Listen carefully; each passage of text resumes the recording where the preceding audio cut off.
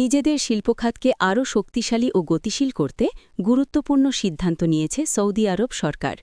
দেশটির লাইসেন্সপ্রাপ্ত শিল্প প্রতিষ্ঠানে কর্মরত প্রবাসী শ্রমিকদের ওপর আরোপিত আকামা বা ওয়ার্ক পারমিট ফি মওকুফের অনুমোদন দিয়েছে সৌদি মন্ত্রিসভা। সৌদি যুবরাজ ও প্রধানমন্ত্রী মোহাম্মদ বিন সালমানের সভাপতিত্বে অনুষ্ঠিত মন্ত্রিসভার বৈঠকে অর্থনৈতিক ও উন্নয়ন বিষয়ক পরিষদ সিইডি-এর সুপারিশে এই সিদ্ধান্ত গৃহীত হয় বলে জানিয়েছে রাষ্ট্রীয় সংবাদ মাধ্যম সৌদি গেজেট।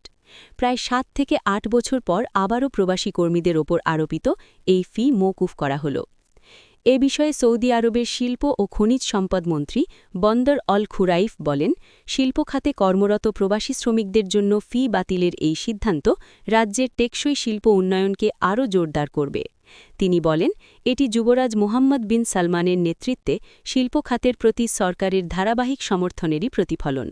ভিশন 2030-এর আওতায় শিল্প খাতকে জাতীয় অর্থনীতির বৈচিত্র্যকরণের একটি গুরুত্বপূর্ণ স্তম্ভ হিসেবে বিবেচনা করা হচ্ছে। মন্ত্রী আরও জানান, এই পদক্ষেপ সৌদি শিল্পের বিশ্ববাজারে প্রতিযোগিতা সক্ষমতা বাড়াবে এবং তেল নির্ভরতা কমিয়ে অন্যান্য পণ্যের রপ্তানি বৃদ্ধিতে সহায়তা করবে।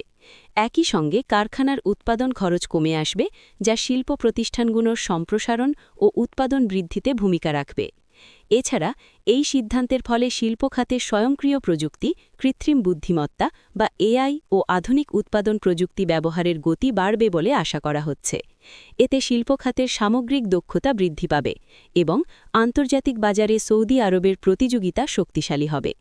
বন্দর আল খুরাইফ জানান, ভবিষ্যতেও সৌদি আরবের শিল্প খাতের উন্নয়ন ও অগ্রগতিতে সরকার সব ধরনের সহায়তা অব্যাহত রাখবে।